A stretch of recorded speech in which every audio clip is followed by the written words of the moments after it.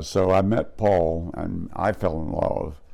He thought I was an arrogant, pushy, yada, yada, yada, yada, and wouldn't return my calls after we first met. So I called this one time, and a woman answers. It turns out to be his mother. Paul gets home, and she says, "You ought to go out with that nice boy from West Virginia." That's how I got my real first date with Paul.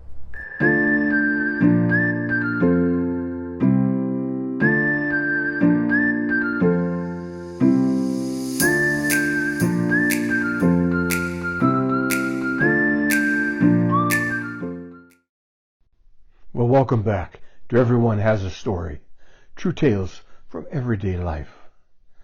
We're so glad that you are here. Now, this week's story is about a remarkable true tale of Paul. He's raised in a small southern Ohio river town, and about Kevin from deep in the mountains of West by God, Virginia, who met in San Francisco, and they fell in love.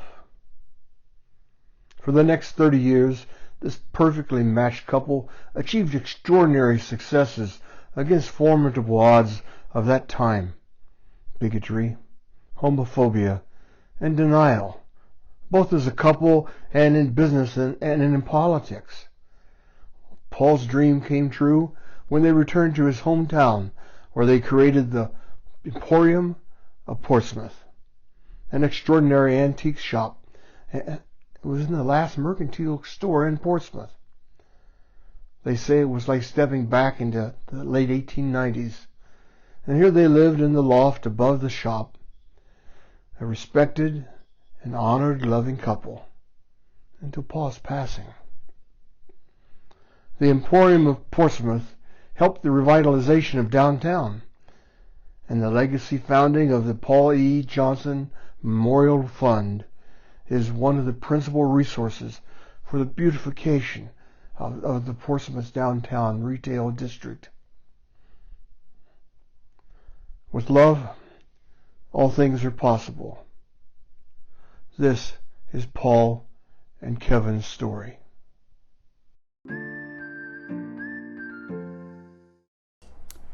Joined the Marines right out of high school in June of 1966. And that was my ticket away from what I considered to be a very dysfunctional parental duo. I don't consider the first 18 years of my life to be of any value. It's only after I graduated and went off on my own, and especially the Marine Corps gave me a basis from which to mature, to improve, to focus.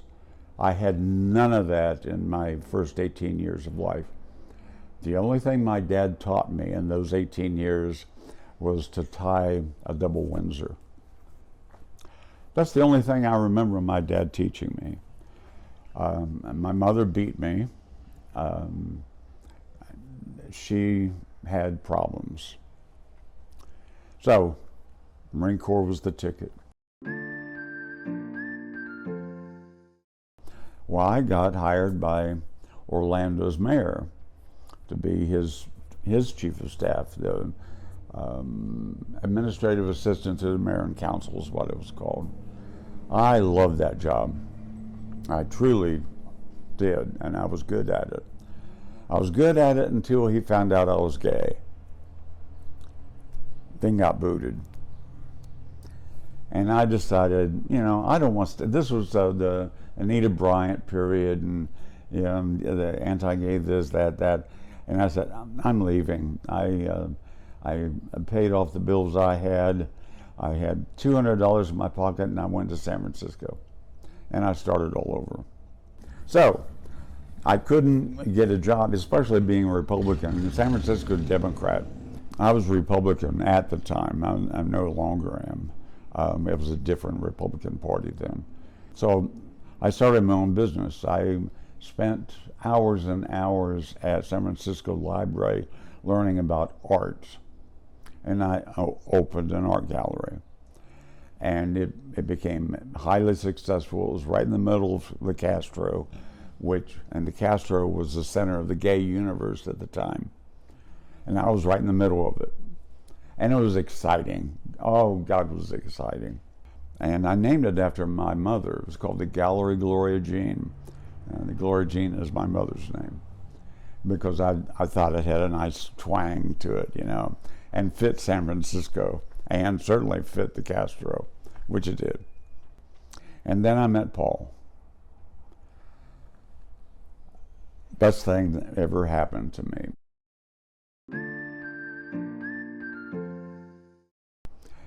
So I met Paul, and I fell in love. He thought I was an arrogant, pushy, yada, yada, yada, yada. Go add some words to that, you'll get it. And wouldn't return my calls after we first met. So I called this one time, and a woman answers. It turns out to be his mother. And we talked for about half hour, 45 minutes. She finds out I'm from West Virginia. We chat. We had a great chat. Paul gets home, and she says, "You ought to go out with that nice boy from West Virginia." That's how I got my real first date with Paul. I love Paul. I love Paul dearly. We had 30 incredible years. We simply enjoyed being with each other. It was hard being away from him. We traveled a lot. We enjoyed gambling. We would go to North and South Lake Tahoe and Reno, and we didn't care for Vegas. Vegas, yeah, that was too glitzy. The Tahoe area in Reno were much more fun. Paul and I were both politically involved in the Republican Party, and I'm leading up to our leaving. And we moved to Placerville because the bank, First Nationwide, we both worked there. We both worked at Crocker as well, when I mentioned that. Yeah. Anyway, so they moved their data center to Sacramento, and we found a home just north in Placerville. And it was a gorgeous home, but 5 acres and a stream and a vineyard and yada yada. I mean, we had sheep. Yeah, we had a ball up there. But we had one little problem. We got elected to the Republican County Central Committee, and they didn't want fags on their committee. They voted us off. So we ran again and won, even though everyone knew why we won, and they kicked us off again. Now, in California, you can register independent, and then during the primary, choose which party you want to vote in.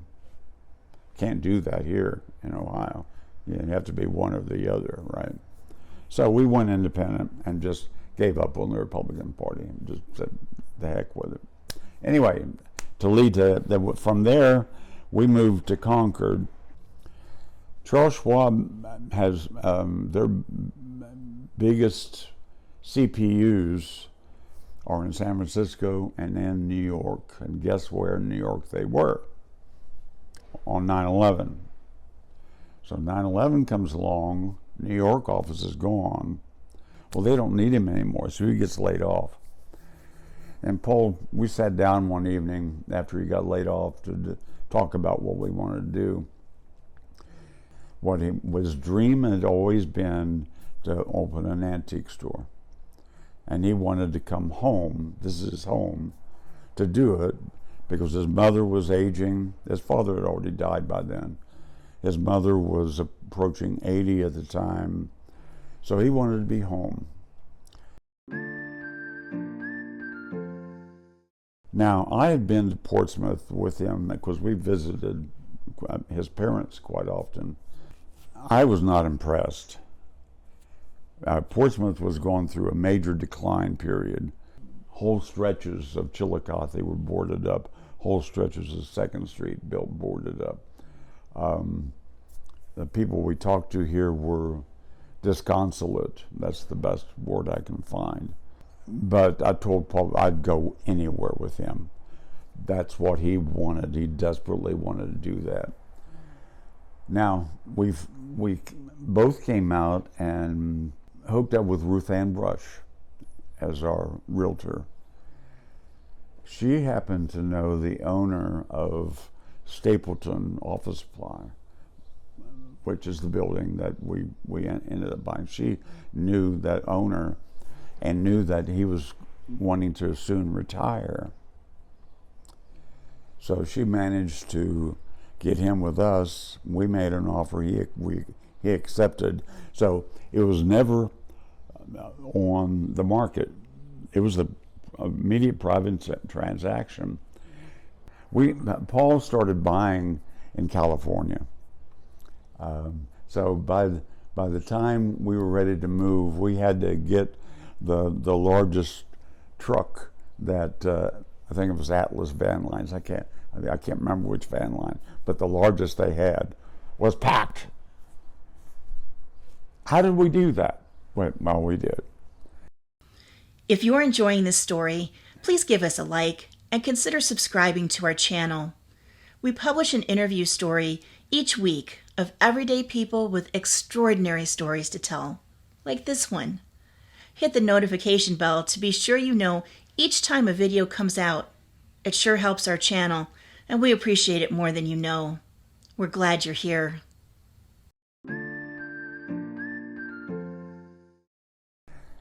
But Stapleton had owned that building for years.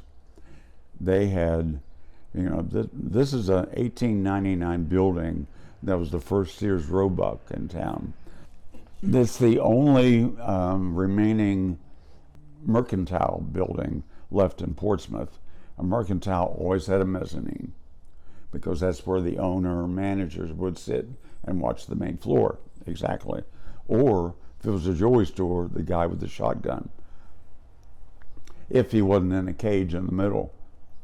Seriously, that was the security at the time. So they had put in false walls, false ceilings, and just made a mess of it. It took us months to clean it up. When he finished with the main floor, it looked like you were walking into 1910. We were able to match lighting. We found a huge department store cabinetry, and it's 1, 2, 3, 4, 5, 6, like 7 pieces, huge pieces, old pieces, and that fit the period. And they came originally from Wellston, a department store that closed years ago in Wellston. And it was stunning. It was just, it became a destination. People wanted to see what we did. We got write-ups in the newspaper, for God's sake, editorials and write-ups, and and I was amazed because did other businesses open up here? No. We were one of a progression, and the first of a progression. And a lot of those new ones, everything from the Irish pub that's down here, they came down to see what we did when they bought it. Terry Ackerman from the Lofts came down. A lot of people looked at what we did and how we reconstructed and took an old building, and then we converted the top floor into a loft, our living space, 3,500 square feet of loft.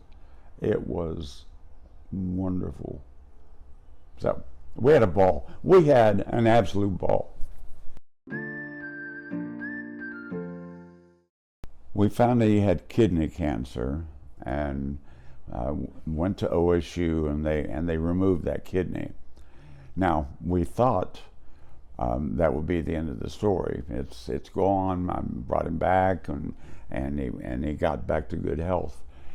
And then in September of 2008, we celebrated our 30th anniversary, and Barry and Jane Carlson had a wonderful celebration at their home, invited our friends, and it was just wonderful.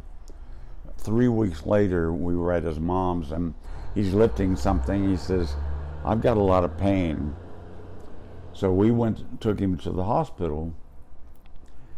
Now, it pissed me off at the time, but there was nothing I could do about it. The hospital knew that I had HIV and had previously had AIDS. And they figured, oh, you two live together, we'll test him for that first. Ignoring the fact they knew that he had had kidney cancer, and why wouldn't they check anything from that? No, so they had to. Anyway, he finally got a PET scan. And by that time, the cancer was all throughout his bone structure.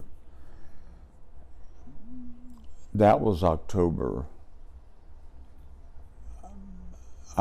He passed away the following March.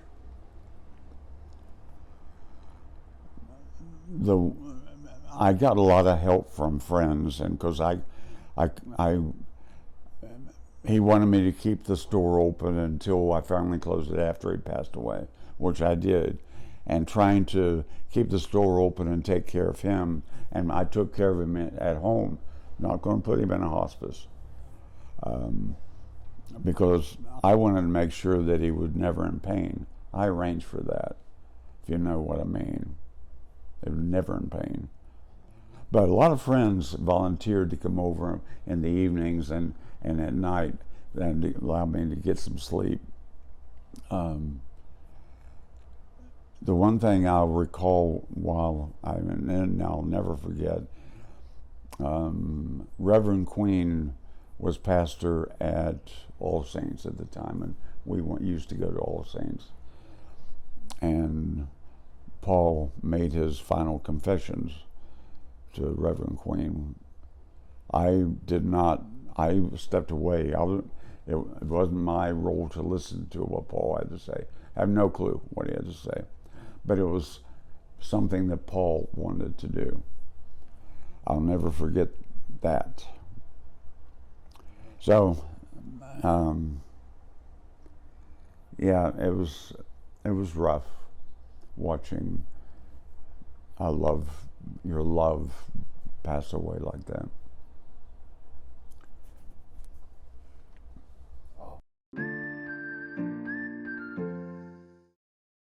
I knew his mother. His mother was an administrator. I think she worked in publicity department at Shawnee State, and that's where I met her. And she told me about her place, and she invited me to. She had a lake, I should say a pond on her property that had a lot of bass and brim and sunfish and that kind. And I love to fish. And she said I could go there anytime I wanted to. So I have like 3 fishing poles, and I'm ready for anything. Yeah, from the Atlantic Ocean to a little pond, So one day I went there, and her son happens to be there. I've never met him before. He was just out of the Army. He was a paratrooper and a medic before then. He had an interesting life and an interesting background, because when I got there, he immediately came out like, what are you doing here? And I said, I know your mother. She allows me to go to the pond. And he invited me in for the chat, and we just chatted. And for some reason, we clicked. Well, we started our every Tuesday we get together for dinner at my home.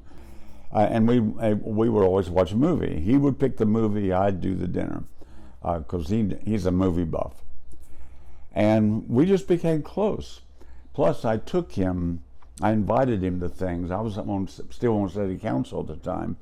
So I got invited to chamber events, to this event, and I asked Brian to accompany me. Well, a lot of people thought that since he was with me, a gay guy, he must be gay. It didn't bother him at all. He just thought it was funny as hell. Until a woman sat on his lap thinking he was gay, and he says to her, you know I'm not gay. And she jumps out, you know, because her husband's sitting across, you know. Anyway, so we had some interesting times. I had some friends who lived over on Franklin Avenue who every September would have a Labor Day party, and I was always invited. I had just gotten out of the hospital again. They loved me at the hospital. I think one of the rooms is named after me. Anyway, I just got out of the hospital, so I was very weak, and I invited Brian to go with me, because that's the only way I'd be able to go, is to have somebody to help me. And we're sitting at one of the tables, and he's getting me the drinks, because I couldn't get up and walk. Just couldn't do it. A professor from Shawnee, John Valentine, Dr. John Valentine, Captain, Marine Corp, brings over this lady with him. Brian immediately perked up to have a lady at the table. She was watching the interaction that he and I had, because he was helping me with everything I needed, and she figured, oh, that's Kevin's partner. And then Brian asked, could they have coffee? And she's figured, why is he asking me out for coffee if he's gay? So they did have coffee, hit it off, got married a year later, they're both my best friends. And more than that, they're godparents to my dog. They watch out for me. That, you know, and Brian and I still do our Tuesdays. I normally, not all the time, when I don't feel well, he'll pick up some fast food something, you know. But I am cooking tomorrow. Next Thursday's True Tale is about Beth, raised to respect all living creatures, who discovered how cool cats are, and who today is the director of a most exceptional Cleveland area no-kill cat shelter. Stay tuned.